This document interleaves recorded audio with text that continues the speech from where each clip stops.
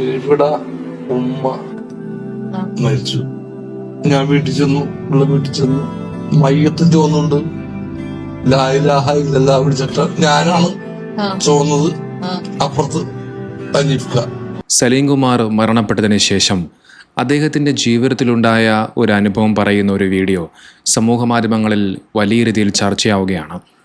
ജാതിയും മതവും രാഷ്ട്രീയവും ഒക്കെ പറഞ്ഞ് പരസ്പരം പോരടിക്കുന്ന മനുഷ്യർക്കിടയിൽ നമ്മളെയൊക്കെ ഇരുത്തി ചിന്തിപ്പിക്കുന്ന ഒരു അനുഭവമാണിത്.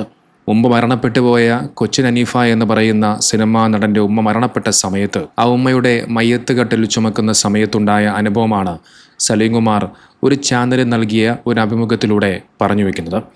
ആ വീഡിയോ നമുക്കൊന്ന് കാണാം. കൊച്ചിൻ ഹനീഫയുടെ ഉമ്മ മരിച്ചു. ഞാൻ വീട്ടിൽ ചെന്നു, മയ്യത്തും ചോന്നുണ്ട്. ലാ ഇലാഹ ഇല്ലല്ലാഹ് വിളിച്ചിട്ട് ഞാനാണ് ചോന്നത്. അപ്പുറത്ത് അനീഫ്ക. ഞാൻ പള്ളിയിൽ ചെന്ന് എനിക്കറിയില്ലത് നിസ്കാരം, മയ്യത്ത് നിസ്കാരം. അപ്പൊ എന്നോട് ആരും വെച്ച് ഒത കൊടുക്കണില്ലെന്ന് വെച്ച്. ഒത എടുക്കണില്ല, അങ്ങനെ എന്താ ചോദിച്ചത്. അപ്പൊ കയ്യും കാലം കഴിവുണ്ട്. ഫാസിൽ സാറുണ്ട്, ഡയറക്ടർ ഫാസിൽ സാറുണ്ട്.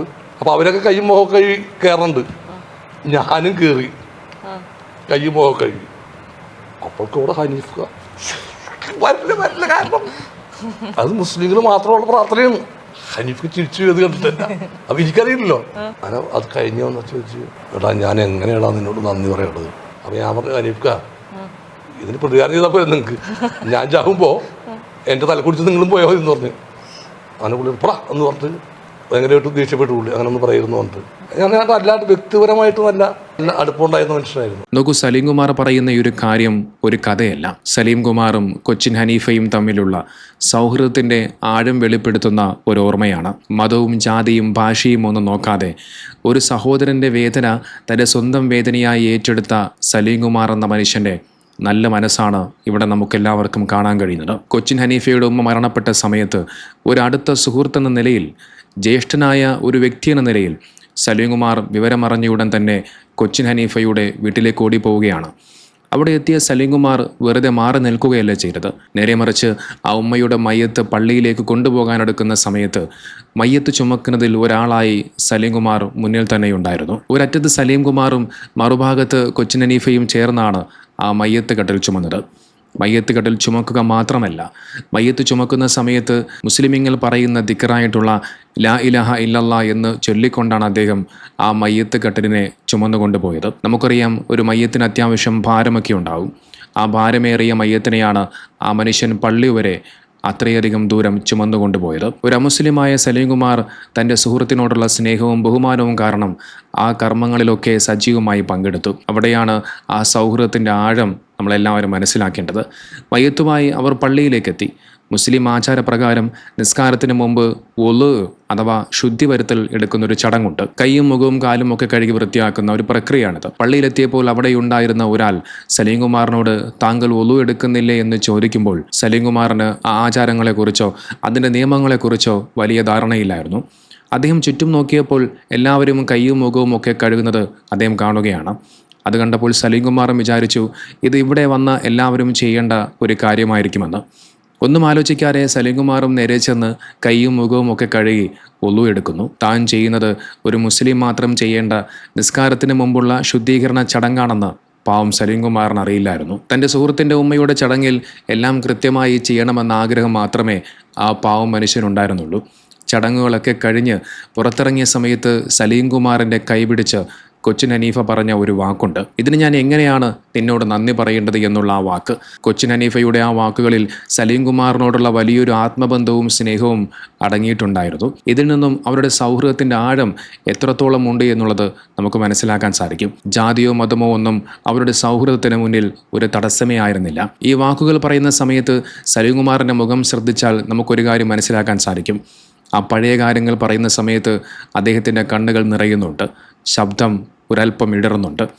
നമുക്ക് ഈ ഒരു സംഭവം നേരിട്ട് കണ്ട അഥവാ കൊച്ചിൻ ഹനീഫയുടെ ഉമ്മയുടെ കബറടക്ക ചടങ്ങിൽ പങ്കെടുത്ത ഒരു സഹോദരൻ ഈ ഒരു സംഭവത്തെക്കുറിച്ച് വിശദീകരിക്കുന്നുണ്ട്. ആ വീഡിയോ നമുക്കൊന്ന് കാണാം. ഈ ഒരു വീഡിയോ എനിക്ക് ഒരുപാട് പേര് ഫോർവേഡ് ചെയ്തു. ഇതിൽ ഭാഗമാവാൻ ഭാഗ്യം ലഭിച്ചൊരു വ്യക്തിയാണ്. എനിക്ക് 2 വാക്ക് സംസാരിക്കാറുണ്ട്. സലീം കുമാർ പറഞ്ഞതുപോലെ തന്നെ ഹനീഫ് ഖാൻ്റെ ഉമ്മാൻ്റെ മയ്യത്ത് പള്ളിയിലേക്ക് പോകുന്ന സമയത്ത് നമ്മുടെ മുസ്ലിം ആചാരപ്രകാരം നമ്മളൊക്കെ മാറി മാറി ഇങ്ങനെ മയ്യത്ത് പിടിക്കും. ഒരു പകുതിയാകുന്ന സമയത്ത് സലീം കുമാർ മയ്യത്ത് ചുമന്നു. ഇപ്പുറത്ത് ഹനീഫ്ക്കായിരുന്നു. അപ്പം ഹൈറ്റിന്റെ പ്രഷർ കൊണ്ട് ബാലൻസ് ഇല്ല, കാരണം ഇങ്ങനെയാണ് ബാലൻസ് ഉള്ളത്. ആ സമയത്ത് ഹനീഫ്ക എന്നോട് പറഞ്ഞു ഫിറോസ് മയ്യത്ത് പിടിക്കുന്നു പറഞ്ഞു. അങ്ങനെ ഞാനും സലീം കുമാറായിരുന്നു മയ്യത്ത് ഫ്രണ്ടിൽ ചുമന്നത്. സലീം കുമാർ ആയിരുന്നു ലാ ഇലാഹ ഇല്ലല്ലാഹ് ചൊല്ലിത്തരുന്നത്. പള്ളി എത്താനും ഇനിയും ഒരു കുറച്ച് ദൂരം ഉണ്ടായിരുന്നു. ഞാനിങ്ങനെ എൻ്റെ ഷോൾഡർ പെയിൻ വന്നു തുടങ്ങി. ഞാനിങ്ങനെ മൂപ്പർ നോക്കുന്നു. സലീം കുമാർ മാറിയാൽ മാത്രമേ എനിക്ക് മാറാൻ വേണ്ടി പറ്റുള്ളൂ. പക്ഷെ മൂപ്പർ ലാ ഇലാഹ ഇല്ലല്ലാഹ് ചൊല്ലിക്കൊണ്ട് പള്ളി വരെ. പള്ളിയിലെത്തിയ ശേഷം എല്ലാവരും ഒതു കൊടുക്കാൻ വേണ്ടി ഓടി. അനീഫ്ക്കയും ഓടി. മൂപ്പർ കുറച്ച് തളർന്ന് അവിടെ ഇരിക്കുന്നത്, ഞാനും കുറച്ച് തളർന്ന രീതിയിലായിരുന്നു. അപ്പം ഒതു കൊടുക്കാൻ വേണ്ടി ഞാനാണ് വിളിച്ചത്. ഞാൻ പറഞ്ഞത് നിങ്ങൾ ഒതു കൊടുക്കാൻ വരുന്നില്ലെന്ന് വെച്ചു. കാരണം എൻ്റെ മനസ്സിലുള്ളതെന്ന് വെച്ചാൽ സലീം കുമാർ ഒരു മുസ്ലിം ആണെന്നാണ്. കാരണം മയ്യത്ത് ചുമക്കുന്നു, ലാ ഇലാഹ ഇല്ലല്ലാഹ് ചൊല്ലുന്നു, പള്ളിയിലേക്ക് വരുന്നു, ഹനീഫ് ഖാന്റെ ബെസ്റ്റ് ഫ്രണ്ട്. ഞാനൊക്കെ കൺഫ്യൂസ്ഡ് ആയിരുന്നു.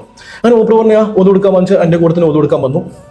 ഞാൻ ഒതു കൊടുത്തുകൊണ്ട് പള്ളിയിലേക്ക് പോകുന്ന സമയത്ത് അനീഫ്ക എന്ന് ചോദിച്ചു. സഭ നമ്മൾ ആചാരപ്രകാരം നമ്മൾ ചോദിക്കും ആരെങ്കിലും ഒതു കൊടുക്കാൻ ബാക്കിയുണ്ടോ, നിസ്കാരം തുടങ്ങാൻ വേണ്ടി പോകുന്നു. ഞാൻ പറഞ്ഞു സലീം കുമാർ ഒതു കൊടുക്കുന്നുണ്ട്.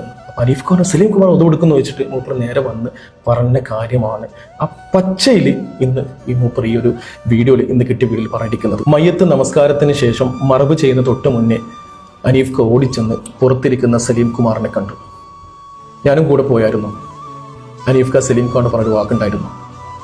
ഇവൻ ചോദിച്ചു സലീം കുമാർ മുസ്ലിം ആണെന്നും ഞാൻ അവനോട് പറഞ്ഞു സലീം കുമാർ മനുഷ്യനാണെന്നും. അതെ, ഇത്രയും പച്ചയായി പറയുന്ന ഈ ഒരു കാര്യം ശരിക്കും അവിടെ എന്താണോ സംഭവിച്ചത് അത് തന്നെയാണ് മൂപ്പർ പറഞ്ഞിരിക്കുന്നത്. തുടക്കത്തിൽ ആ വീഡിയോയിൽ സലീം കുമാറിനോട് ഒളിവെടുക്കാൻ പറഞ്ഞ ആ സഹോദരനാണ് ഇദ്ദേഹം. അദ്ദേഹം അതങ്ങനെ ചോദിക്കാനും ഒരു കാരണമുണ്ട്. കാരണം ആ വ്യക്തി വിചാരിച്ചിരുന്നത് സലീം കുമാർ ഒരു മുസ്ലിം ആയിരുന്നു എന്നുള്ളതായിരുന്നു. കാരണം മുസ്ലിമീങ്ങൾ മയ്യത്ത് കട്ടിൽ ചുമക്കുന്ന സമയത്ത് അവർ പറയുന്ന ലാ ഇലാഹ ഇല്ലല്ലാഹ് എന്ന ദിക്ർ ചൊല്ലി സലീം കുമാറും മയ്യത്ത് കട്ടിൽ ചുമക്കുന്ന സമയത്ത് ആ മനുഷ്യൻ കരുതിയത് സലീം കുമാർ ഒരു മുസ്ലിം ആയിരുന്നു എന്നാണ്. മാത്രമല്ല അദ്ദേഹത്തിൻ്റെ പേരും ഒരു മുസ്ലിം പേരുമായി സാദൃശ്യമുള്ള ഒരു പേര് കൂടിയായിരുന്നു. ഈ സഹോദരൻ കൊച്ചിൻ ഹനീഫയോട് സലീം കുമാർ ഒരു മുസ്ലിമാണോ എന്ന് ചോദിക്കുമ്പോൾ അതിന് തിരിച്ച് കൊച്ചിൻ ഹനീഫ പറഞ്ഞൊരു മറുപടിയാണ് ഏറ്റവും മനോഹരം. സലീം കുമാർ മനുഷ്യനാണ്. മതം എന്നത് മനുഷ്യനെ വേർതിരിക്കാനുള്ളതല്ല, മറിച്ച് സ്നേഹിക്കാനുള്ളതാണെന്ന് ഈ സംഭവം നമ്മോട് കാണിച്ചു തരുന്നുണ്ട്. ഇതോടൊപ്പം ഒരു കാര്യം കൂടി പറയേണ്ടതുണ്ട്. 2018 പ്രളയത്തിൽ നാട് മുങ്ങിപ്പോയപ്പോൾ കിടപ്പാടം നഷ്ടപ്പെട്ട് വലഞ്ഞവർക്ക് അഭയം നൽകിയ വലിയ മനസ്സിൻ്റെ ഉടമ കൂടിയാണ് സലീം കുമാർ. സലീം കുമാർ ചെയ്ത ആ ഒരു പ്രവൃത്തി ഇന്നും അവിടെയുള്ള നാട്ടുകാർ കണ്ണീരോടുകൂടി ഓർക്കുന്നുണ്ട്. ലാഫിംഗ് വില്ല എന്ന തൻ്റെ വസതിയിൽ 50ഓളം പേരെയാണ് അദ്ദേഹം പാർപ്പിച്ചത്. വീടിനുള്ളിലെ ഒരു മുറി ഒഴികെ ബാക്കി എല്ലായിടവും ദുരിതബാധിതർക്കായി അദ്ദേഹം അത് വിട്ടു നൽകി. മാത്രമല്ല ദുരിതാശ്വാസ ക്യാമ്പുകളിലേക്ക് നൽകാനായി ഭക്ഷ്യവസ്തുക്കൾ ശേഖരിക്കാനും അദ്ദേഹം മുന്നോട്ട് വന്നു എന്നുള്ളത് ആ മനുഷ്യൻ്റെ മനസ്സിൻ്റെ വിശാലതയാണ് എന്ന് നമുക്കെല്ലാവർക്കും മനസ്സിലാക്കാൻ സാധിക്കും.